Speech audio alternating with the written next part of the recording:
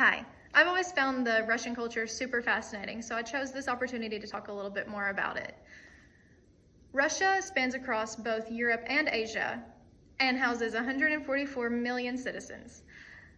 It is technically a federal democratic state, but many people now consider it a dictatorship, and they use the Russian ruble as currency. Russia is a much more collectivistic culture than America, according to Adler on page 81. They advocate sharing and helping those in need a lot more than we do. And Russia is also regarded as one of the countries with the highest uncertainty avoidance. So they are very strict on rules and regulations, according to Adler on page 84. According to AFS, Russia is also very high context, meaning that most things are not said directly. So you are just kind of expected to understand things and use your context clues. Russia also has a high degree of power, meaning that their society is very hierarchical. It is highly competitive with very strict gender roles and expectations. Russians do not respect personal space or value it nearly as much as Americans do, which is a huge difference in cultural norms. In terms of nonverbal communication, smiling is actually not seen as polite in Russia. However, it is seen as almost deceitful or dubious.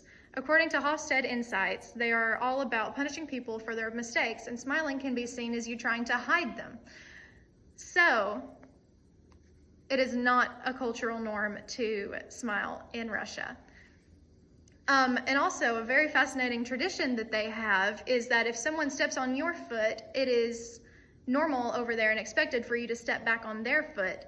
This, that they believe that this ensures that both people will avoid future conflict. All of these differences would likely make me at least a little bit uncomfortable because I smile constantly and I really value my personal space.